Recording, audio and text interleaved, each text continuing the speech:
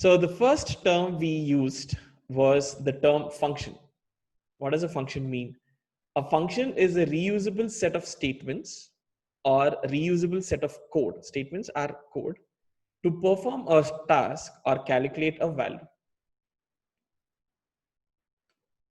The second term we came across was calling a function. Let's call the function is what we said. Functions can be called or executed or invoked. All these three terms mean the same. Okay. Somewhere else in our program, and if we have to call the function, we specify the name of the function and use our opening and closing round brackets. So here we have a function called as greet, and if we have to call the function, we are saying greet with an opening and a closing round brackets. That is what you mean by calling a function. Arguments. Arguments are values passed into a function when it is called. Okay, so here we are calling the function greet. And while we are calling the function, the value that we are passing is basically called as an argument. Here I'm passing a string called as ani. Ani is called as an argument. The next one is a parameter. We came across this particular term called as a parameter. So what's a parameter? When a function is declared or defined, these are inputs to the function. So we have gone ahead and we have declared our function. And then while we are declaring the function, in the round brackets, what I'm using, it's called as the parameter. These are the inputs to our function. Parameters are used as variables inside the function body. As you can see here, I'm using that particular parameter inside my body of my function. So I'm saying const message is equal to hi name. So here we are using ES6 template strings. So we are using that particular variable inside the body of our function. And we do that of parameters.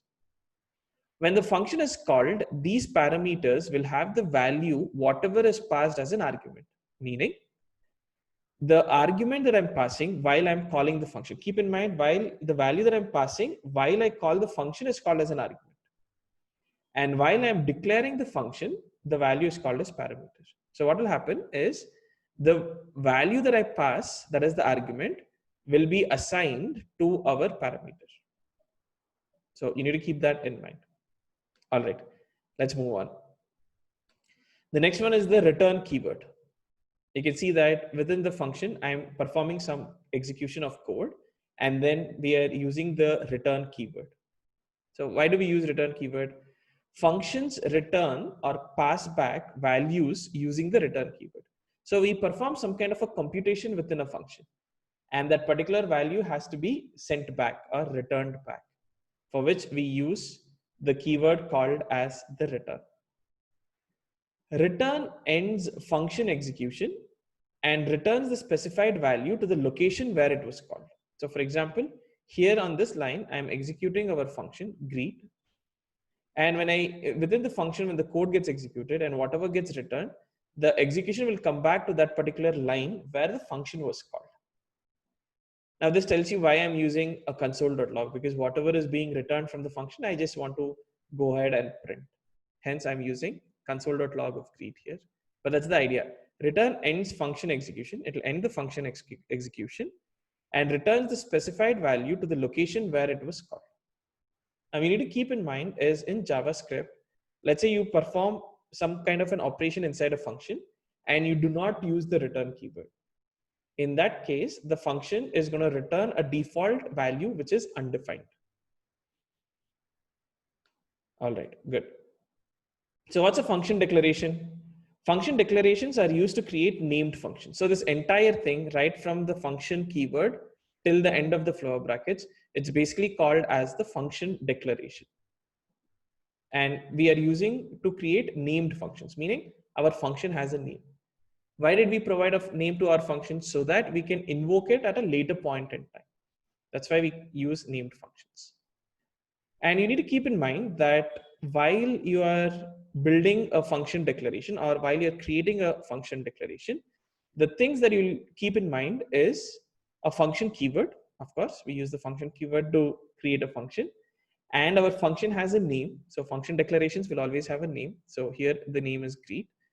It'll have an optional list of parameters separated by a comma inside parenthesis. So you could have parameters, or you can decide not to have parameters. You could have one parameter, or you can have one or more parameters. It is up to us, right? It depends on the functionality that we are trying to achieve or get benefit from while we are working with functions. And then a function body is enclosed in a set of curly brackets. So you can see here, this, I would say these two would be the body of the function, because it is wrapped inside our flower brackets, opening flower brackets and closing flower brackets. So these are some of the terms while you're working with functions.